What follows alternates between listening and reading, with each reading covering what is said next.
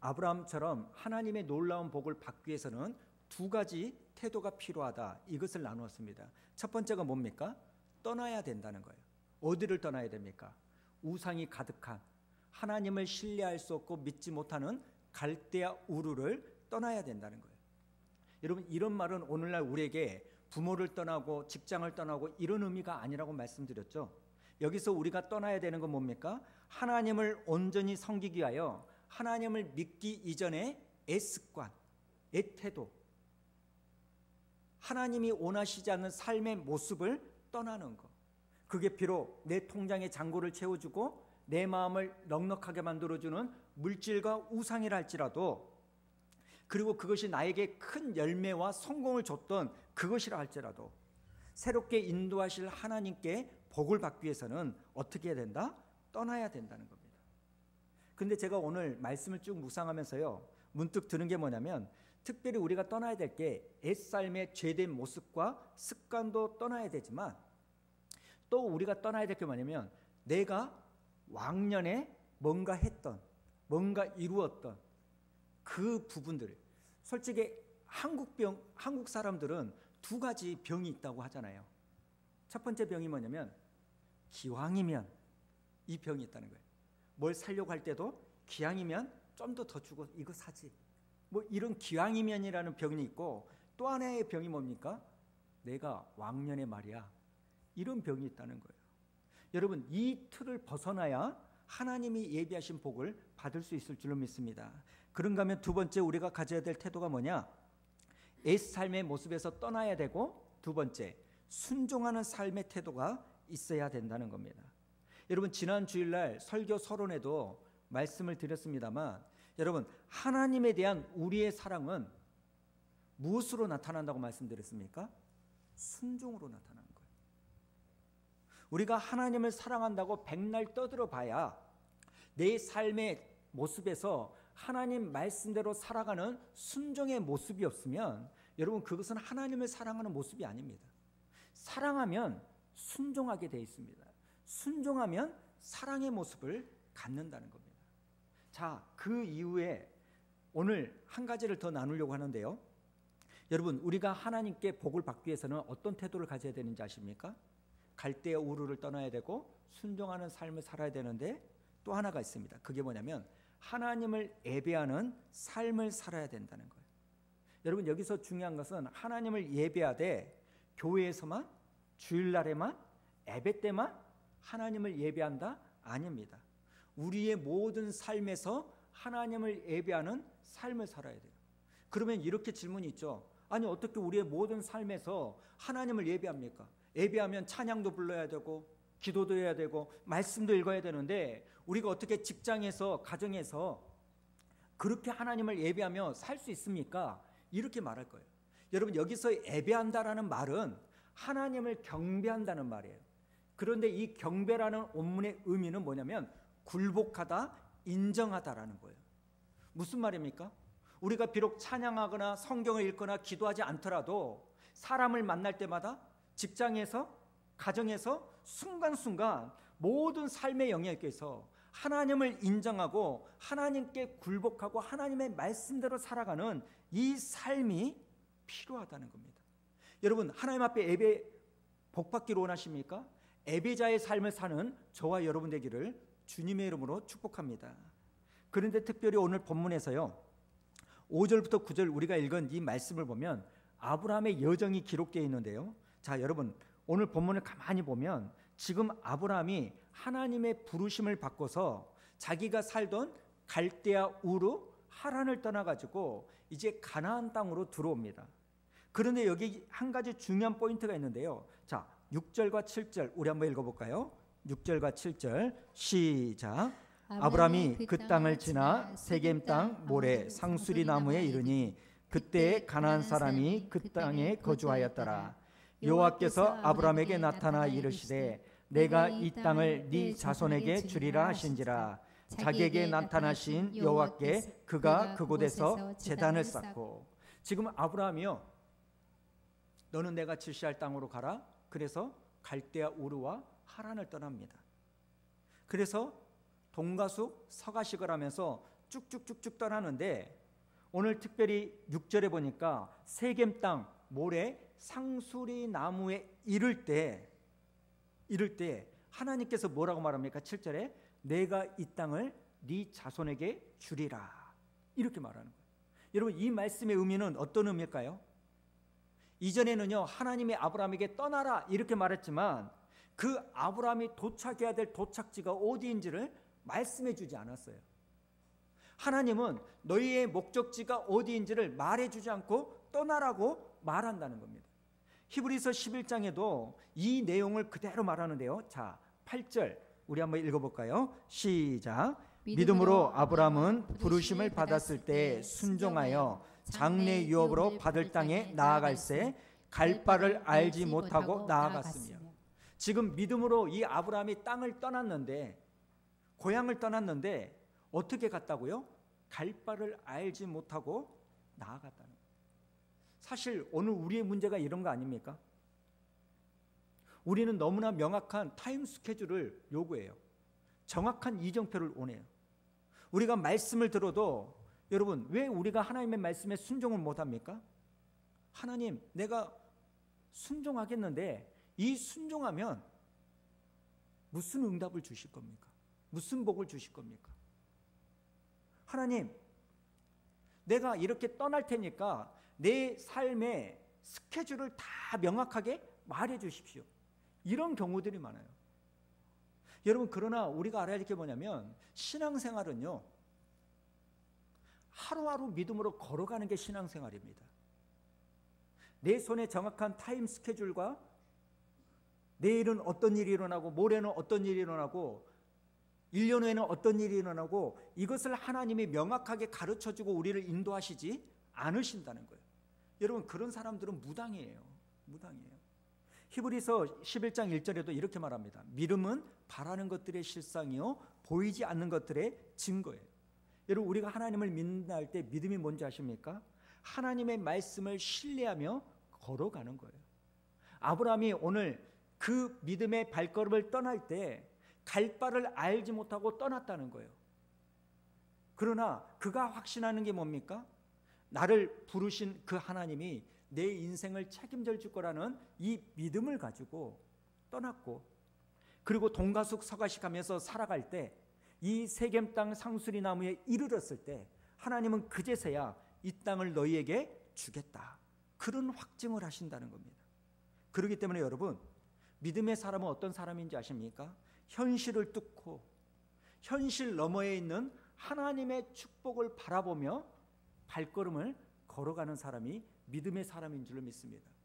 여러분 믿음의 사람은 현실의 모습의 너머에 있는 하나님의 복을 바라보는 거예요. 명확한 이정표를 보는 게 아니라 하나님의 말씀의 복을 보는 거예요.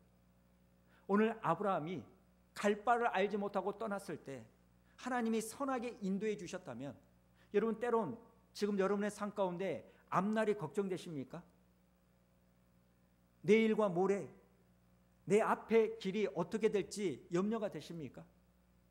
걱정하지 마십시오. 하나님께서 분명히 여러분을 부르셨다면 그 부르신 하나님이 아브라함처럼 반드시 그의 목적지에 맞게 인도해 주실 줄로 믿습니다. 저는 이 말씀을 읽으면서요 오늘 제가 많은 은혜를 받았습니다. 솔직히 저도 앞길을 모르겠어요. 이제 6년 차가 지나가면 이제는 익숙해져 가지고 목회할 만 해야 되는데요. 여러분 찬송가 가사처럼 세월 지나갈수록 의지할 것뿐이에요. 더 모르겠어요. 내 힘으로는 더 이차 안 돼요. 솔직히 지난 6년 동안 내가 겪는 연단과 시험 참 많이 있어서 아내하고도 가끔 그런 이야기를 했어요. 예전에 올해는 더 이상 겪을 시험은 없을 거다. 근데요 해년마다 또 다른 모습으로 하나님이 나를 연단하시고 다듬으세요. 그래서 때로는 절망하고 때로는 낙심합니다. 때로는 포기하고 싶은 마음들도 생깁니다. 그러나 오늘 말씀에서 우리에게 주는 소망이 뭡니까? 하나님이 우리를 부르셨고 하나님이 우리의 삶 가운데 개입하셨고 하나님이 우리에게 나타나셔서 우리에게 하나님의 선하신 일을 시작하셨다면 하나님은 오늘 아브라함에게 이 땅을 너희에게 주겠다라는 그 말씀처럼 우리에게도 분명한 도착지를 인도해 주실 줄로 믿습니다. 소망을 가지시기 바랍니다. 그런가 하면 두 번째, 오늘 말씀 가운데 포인트가 뭐냐면, 여러분 6절과 7절을 다시 한번 보십시오. 자, 아브라함이 그 땅을 지나 세겐 땅 모래 상수리 나무에 이르니 그때 가나안 사람이 그 땅에 거주하였다 이럽니다. 여러분, 지금 아브라함이요, 약속의 땅에 도착했습니다. 하나님이 주시겠다고 말씀하신 그 땅에 도착했어요. 그러면 그 땅이 어때야 됩니까? 그냥 등기만 이전해 가지고 내가 얻으면 되는 거잖아요. 근데 이미 그 땅은 누가 살고 있어요? 가나안 사람들이 살고 있었어요. 여러분, 이거 너무 이상하지 않습니까? 아마 아브라함은요, 약속의 땅에 가면 하나님이 주시겠다는 그 땅이 있을 거고, 그러면 그 땅은 조금 전에 말씀드렸던 것처럼 힘들이지 않고 내가 거기 가서 집 짓고 농사하고 유목생활하고 등기 이전하면 자동적으로 내 땅이 될 줄 알았는데, 이미 그 땅은 임자가 있는 땅이에요. 여러분, 이거 너무 이상하지 않습니까? 왜 하나님은 그 약속의 땅에 이미 원주민 가나안 사람들이 살고 있는 그 땅을 아브라함에게 주겠다고 할까요? 여러 가지 의미가 있겠지만 그 중에 하나가 뭡니까? 여러분, 하나님의 복음요, 거저 주어지는 것이 아닙니다. 우리가 하나님의 놀라운 말씀을 들었어도요, 그 말씀이, 그 복이 내게 이루어지기 위해서는요, 뭐가 필요한지 아십니까? 순종이 필요한 겁니다. 가나안 땅을 보십시오. 나중에 여호수아가 그 젖과 꿀이 흐르는 가나안 땅에 입성을 합니다. 40년의 광야 생활이에요. 그런데 거기에 7 족속들이 이미 땅을 차지하고 있어요. 그런데 그 가나안 땅을 정복할 때 어떻게 정복합니까?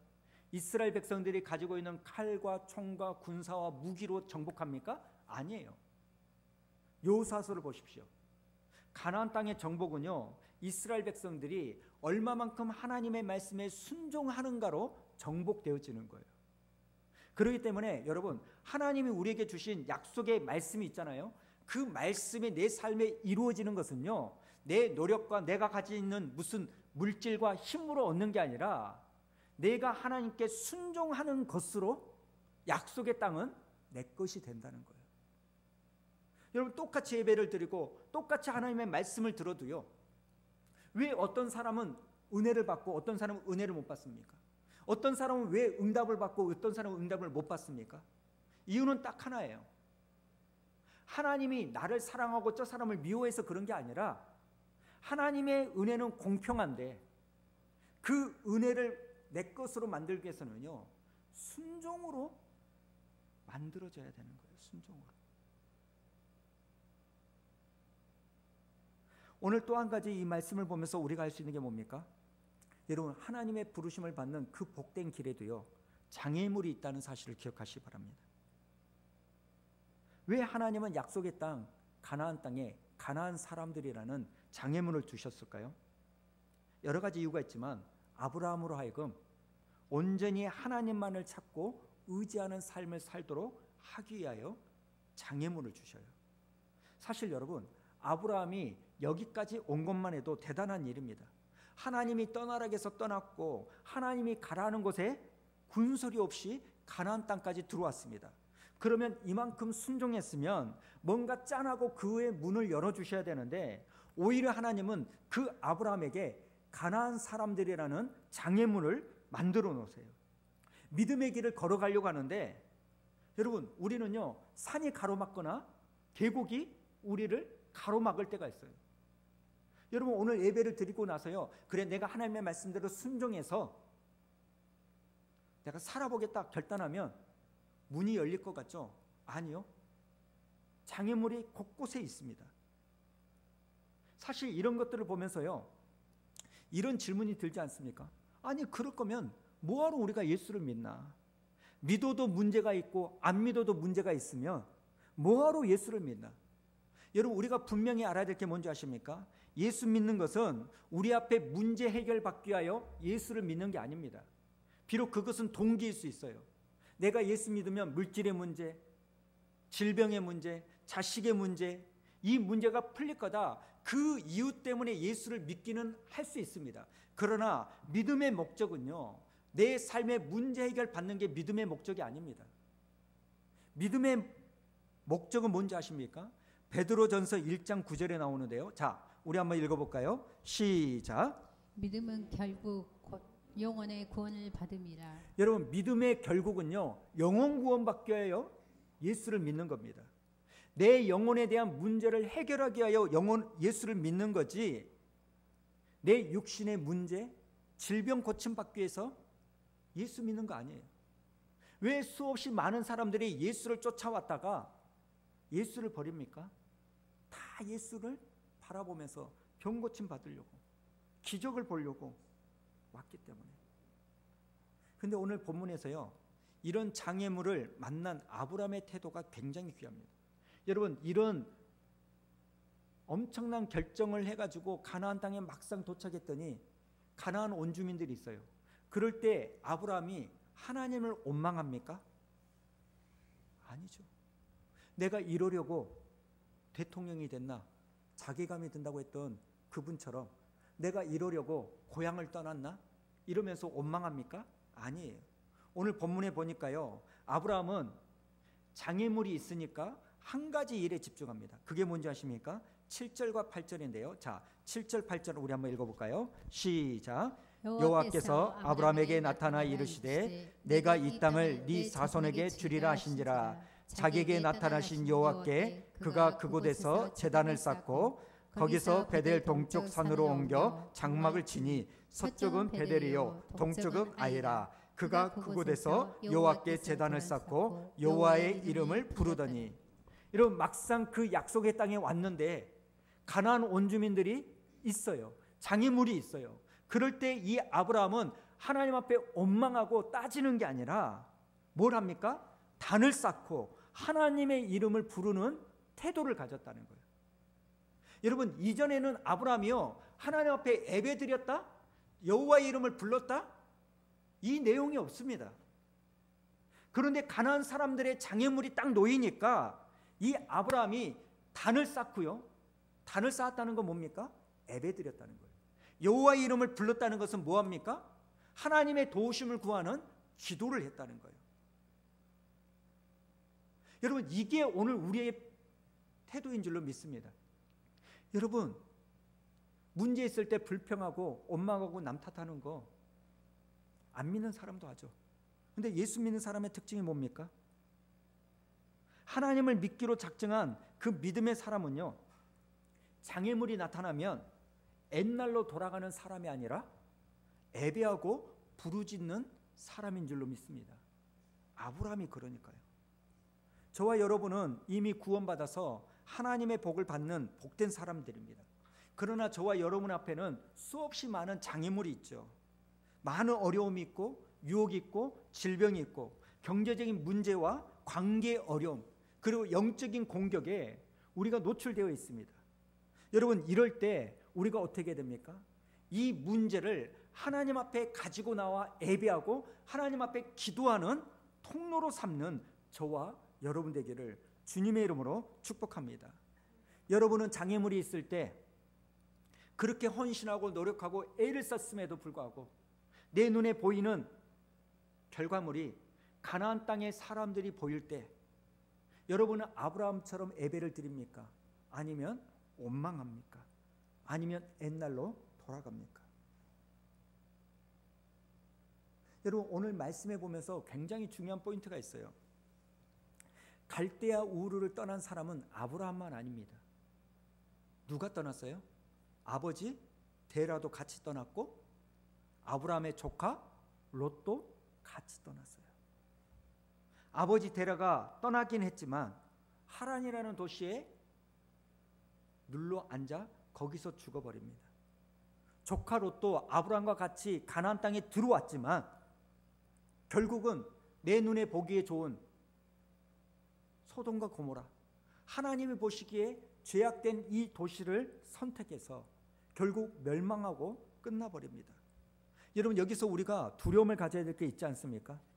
여러분, 우리가요, 다 같이 교회를 다닌다고 해서 같이 신앙생활을 한다고 해서요, 우리의 끝이 다 같은 건 아닙니다. 여러분, 이거 정말 중요한 포인트입니다. 여러분, 오늘 우리가 이 자리에서 같이 예배를 드린다고 해서 우리의 끝이 똑같지 않을 수도 있다는 거예요. 왜요? 데라도 그랬고 롯도 그랬어요.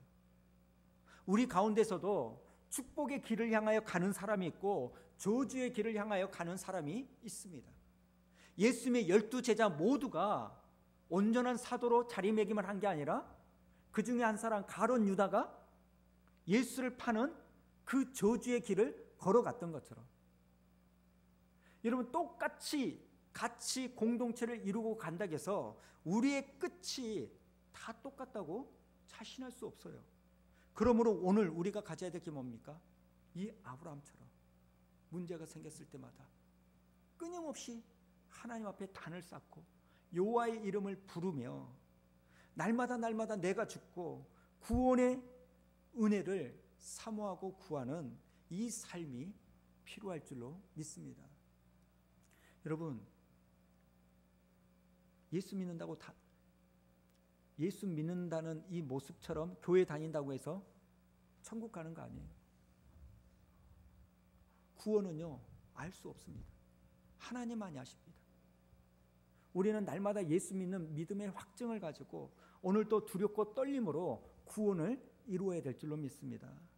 저는 오늘 이 세상이 너무나 예수 믿기가 어렵죠. 그렇죠? 내 욕심과 탐욕 때문에 믿기도 어렵고 주변 환경 때문에 믿기도 어렵고, 그러나 여러분,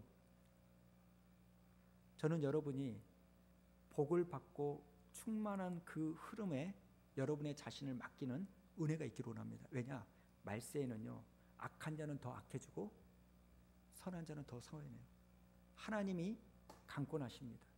저는 저와 여러분의 모습이요, 이 아브라함처럼 끝까지 믿음의 길을 걸어가므로 하나님의 그 복된 길을 누리는 저와 여러분 되기를 원합니다.